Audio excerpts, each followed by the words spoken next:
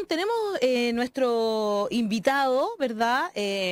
Pertenece al PNUD que tú siempre tanto sacas a colación aquí, el Programa de las Naciones Unidas para el Desarrollo, ¿verdad? Reducción de la pobreza, desarrollo inclusivo. Ese es el jefe de área con el que vamos a conversar y es Rodrigo Herrera, quien ya está listo. Ahí está el libro que siempre saca Daniel, Desiguales. ¿Cómo estás, Rodrigo? Bienvenido a La Voz de los que Sobran. Muchas gracias por conectarte con nosotros esta mañana. Muchas gracias por la invitación a conversar. Sí, pues vamos a conversar sobre esta encuesta, ¿no es cierto?, que hicieron junto con el INE y el Ministerio de Desarrollo Social, y que reveló los impactos de la crisis en el desarrollo humano de los hogares chilenos. Tremendo tema, ¿no? Tremenda encuesta, porque hemos conversado mucho, pero es interesante tener algunos datos que sean más concretos sobre esto. Ahí estamos viendo algunos de los resumen principales de los resultados. Rodrigo, cuéntanos un poco primero cuál fue la metodología, a cuántos hogares llegaron en esta encuesta que se realizó. Perfecto. Mira, claro, esto fue un esfuerzo conjunto entre el Ministerio de Desarrollo Social, el INE y el PNUD, principalmente dirigido a hacer un diagnóstico respecto de los impactos socioeconómicos que está teniendo la pandemia en los hogares del país. Esta fue una encuesta que se realizó principalmente durante el mes de julio. Se logró una muestra de 4.400 hogares aproximadamente, y no estuvo exenta de desafíos, ¿no? La pandemia también impone desafíos al levantamiento de información, y esta encuesta se realizó de manera telefónica, de manera remota. Por lo tanto, eso nos permitió poder realizarla en el contexto de pandemia, pero también de alguna manera restringe un poco la cantidad, ¿no?, de opciones que uno puede consultar a los hogares. También es importante, ¿verdad?, decir que el mes en el que se realizó esta encuesta, que fue el mes de julio, es un mes que, ¿verdad?, es particularmente malo en términos económicos y también en términos de lo que estaba pasando con la pandemia. Esa es la foto que está mostrando esta encuesta, ¿verdad?, la foto del mes de julio. Perfecto. ¿Y cuáles son los principales resultados finalmente, ¿no?, que tienen que ver con esta... ¿Existe clase media todavía en Chile? ¿O tenemos a súper ricos y gente pobre, básicamente? No, mira, Cuéntanos. Partir contándoles que estos resultados muestran dos efectos que está teniendo la pandemia en los hogares del país. Por un lado, un efecto que denominamos un efecto de nivel, que es básicamente, los resultados muestran que los impactos de la pandemia son transversales a todos los quintiles de ingresos. Perfecto. Y es un resultado súper interesante porque es distintivo de esta crisis y respecto de otras crisis económicas que nosotros hemos tenido en el pasado. Y eso implica, vinculándolo con tu comentario, Alejandra, que no solamente el impacto se concentra en los quintiles de menores ingresos, sino que es un impacto que también abarca a quintiles de ingreso medio. Ahora, ¿esto por qué sucede? Principalmente porque para contener el virus, ¿no?, se decretan medidas de distanciamiento físico, se reduce la movilidad, y por lo tanto hay sectores completos de la economía que ven paradas sus actividades o las ven reducidas de manera importante. Pensemos, por ejemplo, en el comercio, en el sector de la construcción, en el sector de alojamiento, los restaurantes, todo eso frena, y ahí se afecta a todo tipo de trabajadores, hombres, mujeres, trabajadores con y sin contrato, calificados, menos calificados, entonces ahí pasa eso. Pero también estos datos muestran que este efecto nivel convive con un efecto que ya es de carácter distributivo. Los impactos de esta pandemia están interactuando con las desigualdades ya existentes en el país. Por ejemplo, en la tendencia de activos, en la capacidad de generación y de movilización de ingresos, en las condiciones de trabajo, en el acceso a servicios públicos de calidad, y eso hace que ciertos tipos de hogares, como por ejemplo los hogares de menores ingresos, se muestren particularmente vulnerables a los efectos socioeconómicos de una crisis como la que estamos viviendo. Y no solamente ahora, sino que también hacia el mediano y largo plazo. Entonces uno podría pensar, en base a estos datos, ¿no? Que las desigualdades se van a exacerbar. Y este efecto distribución ocurre principalmente porque, si bien el impacto de la pandemia llega a todos los quintiles de ingreso, la reacción con la que o las capacidades que los hogares tienen para hacerle frente a estos efectos, principalmente a la reducción del ingreso, ya es distinta y depende del nivel socioeconómico. Entonces, hay estrategias que implican riesgo hacia el futuro, por ejemplo, el endeudarse, el reducir activos o el reducir gastos en ítems que son sensibles para el desarrollo, como los alimentos, la salud, la educación. Entonces, ahí se va configurando un panorama que es bien complejo. Ahí está, por ejemplo, el porcentaje de hogares que disminuyó, que varió sus ingresos respecto de antes de la pandemia. El 59,4 disminuyó y solo el 37,8 dice que se mantuvo igual.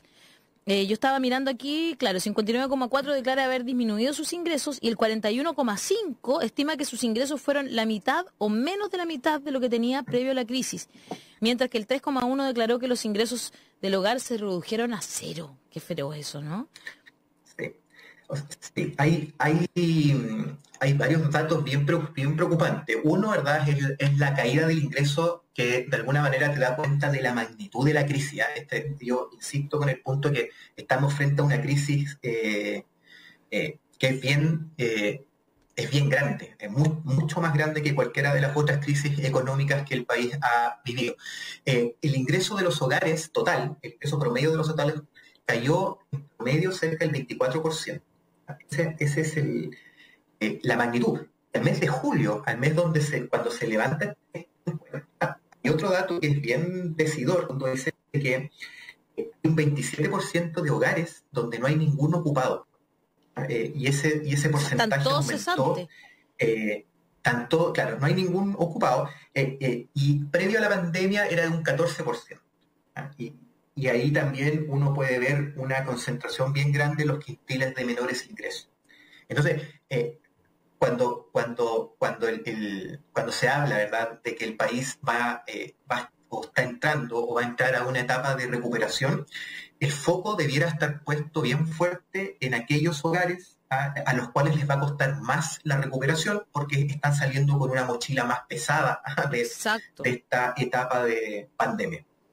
O sea, ahí debería estar puesto el foco. ¿Y a ti te da la impresión que se pone ahí el foco? A ver, el foco hoy día está puesto, y es porque así funciona el músculo del Estado, ¿no?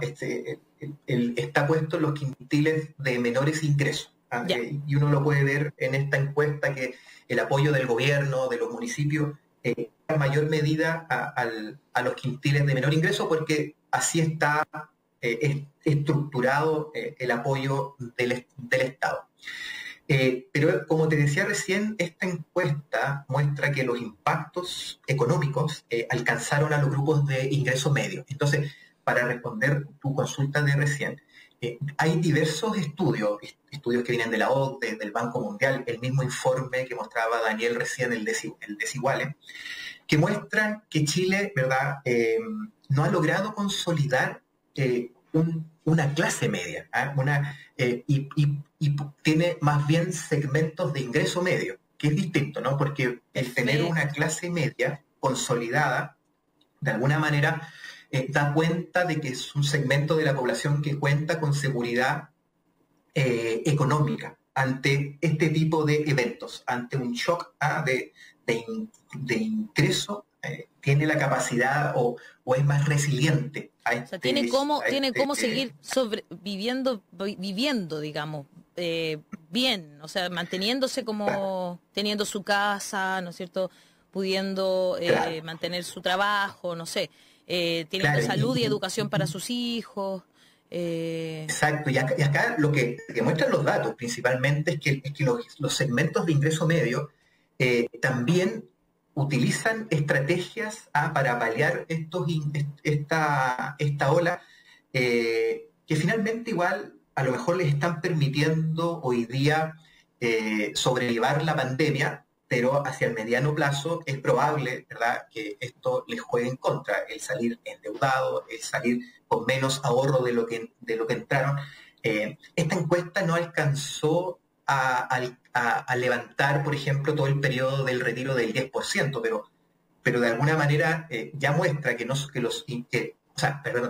si uno toma todo eso en conjunto, los hogares de ingreso medio no solamente están desahorrando ahora, sino que también están desahorrando, digamos, hacia el futuro, en los ingresos que van a tener provenientes de pensión. Entonces es una pérdida de riqueza presente, también futura, con deuda, y es complejo. Rodrigo, quiero hacerte un par de preguntas. Uno, yo recojo mucho lo que tú dices, en términos, lo que a mí más me hace sentido, una cuestión que yo creo que era lógica, pero ustedes la comprobaron empíricamente, que es que se puede resumir, creo yo, en las desigualdades se exacerban. O sea, las capacidades que tienen algunos para hacer frente a esta pandemia, estoy citándote a ti mismo porque yo siempre anoto, es distinta en un hogar de clase con ingresos medios e ingresos altos respecto a una familia que tiene ingresos más bajos. Yo participé terminó nuestra campaña, pero tuvimos una campaña con varias personas, en una campaña que se llamaba Pasa el Balón. Pasa el Balón era juntar plata para entregar balones de gas a familias llegamos más de 7.000 balones en la región metropolitana y en la sexta región. Y cuando hicimos la reunión de cierre, los equipos de campaña, los equipos que estaban en terreno nos comentaban que habían bajado la cantidad de ollas comunes.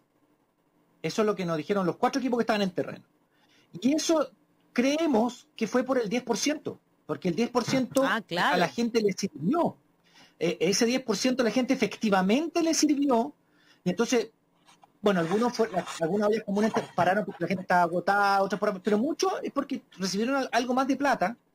Y eso hizo que pudieran ya no estar en la olla común, por lo menos por un tiempo, y ese 10% le sirvió a mucha gente. Entonces, fue un veranito de San Juan que me parece, por lo menos, que fue al final del día uno puede evaluar, creo yo no sé cómo lo ves tú, que fue muy, muy bueno.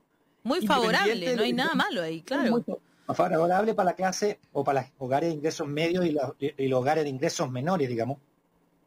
Porque palió una realidad que estaba muy fuerte y que se venía peor. No sé cómo lo ven ustedes. Yo sé que no está dentro del estudio, Rodrigo, pero igual uno puede sacar conclusiones respecto a lo que tú dices con lo que pasó después.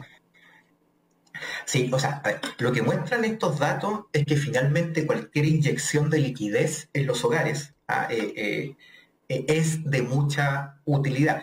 Porque fíjate que hay otras informaciones que también muestran que más de la mitad, del 54-55% de los hogares declaran haber reducido sus ingresos destinados a alimentación, por ejemplo. Eso es fatal. Qué terrible. Eso es fatal, claro. Fatal. También a partir de estos datos se puede estimar, se puede hacer una estimación de lo que se conoce como inseguridad alimentaria, ¿no?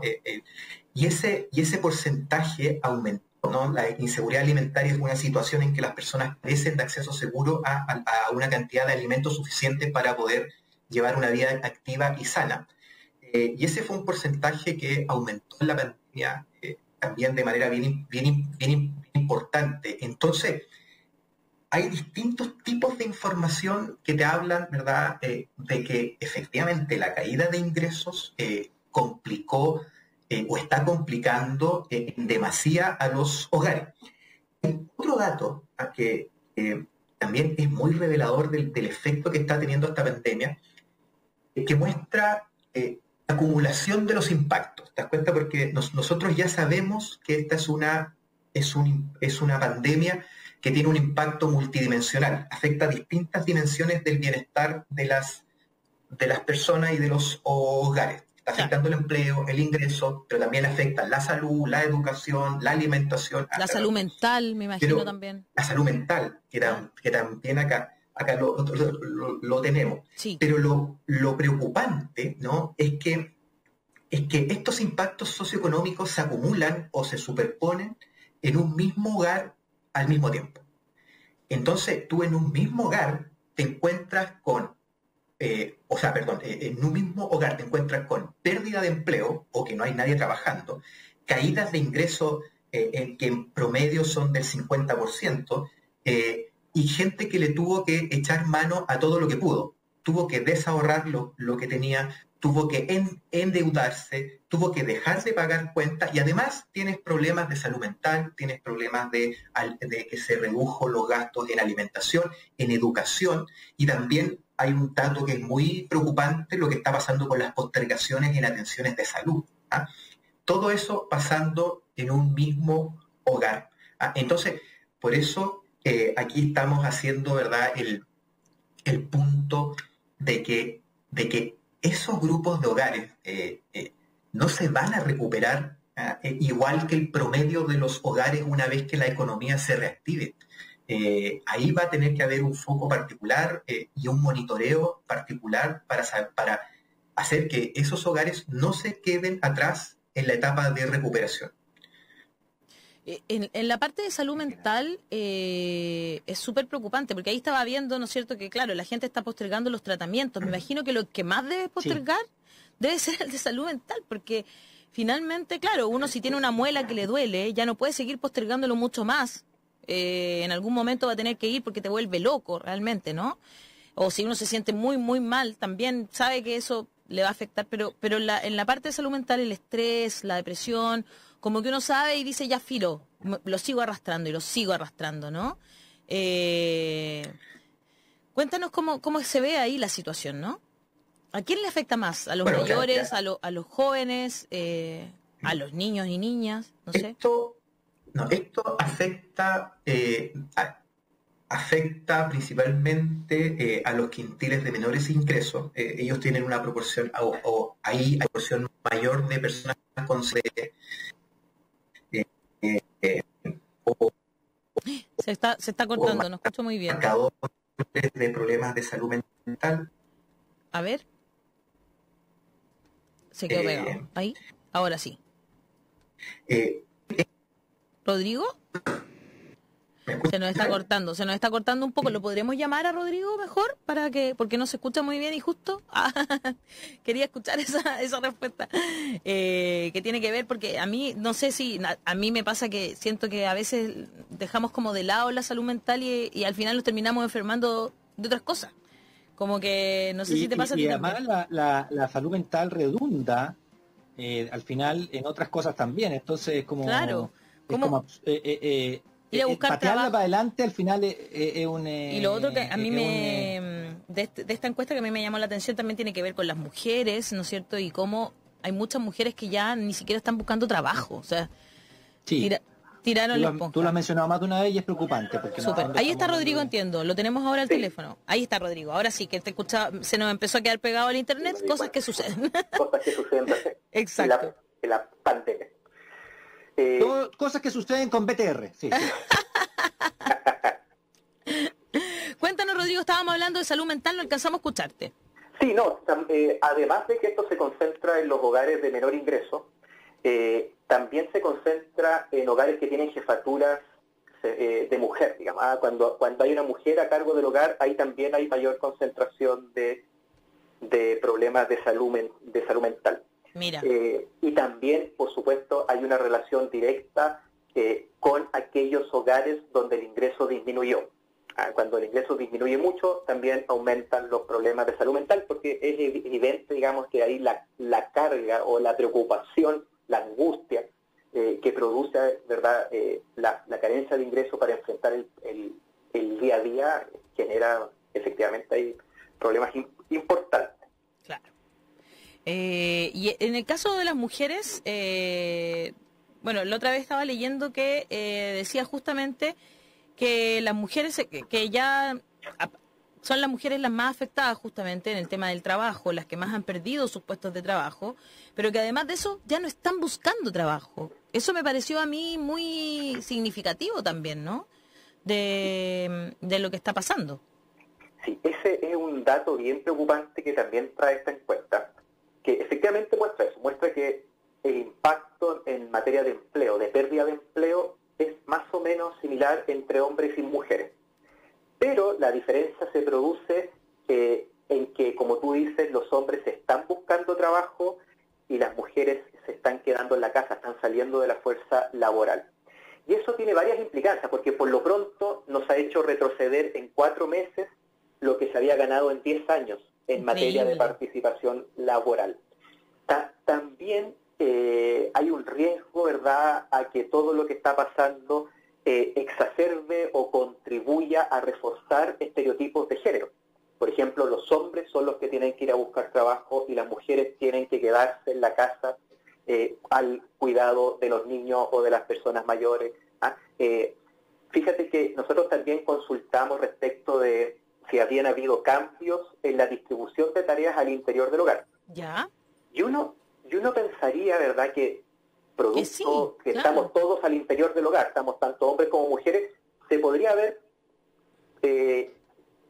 generado, digamos, una redistribución donde los hombres cooperaran más, digamos. Pero eso no está pasando. Lo que esta encuesta muestra es que la ya desigual distribución de tareas al interior del hogar se mantiene. Entonces, el escenario que ahí enfrentan las mujeres en el corto plazo es bien preocupante. En la medida que los colegios no abran, ¿te das cuenta? O en la medida que no se dispongan de buenos sistemas de cuidado, las mujeres van a seguir volviendo en mucho menos cantidad que los hombres al mercado laboral, y eso es muy preocupante desde todo punto de vista, sobre todo si uno lo mira desde un enfoque de desarrollo. Son cifras reveladoras, ¿verdad? Y que también demuestran que, yo creo, no sé si ahí tú coincides conmigo, Rodrigo, que nuestro país tenía una economía bastante débil, ¿no? Y la gente estaba en posiciones bastante débiles finalmente.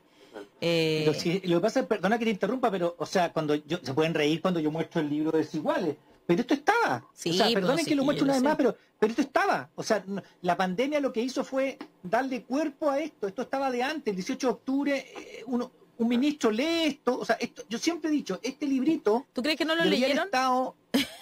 Debería haber estado encima del escritorio de los ministros del gobierno Bachelet y del gobierno Piñera. Porque esto fue hecho hace mucho tiempo y está todo lo que pasó, lo que podía pasar, las desigualdades que hay acá. Entonces, esto es lo que con este estudio que es una muestra más, y aquí no hay sorpresa.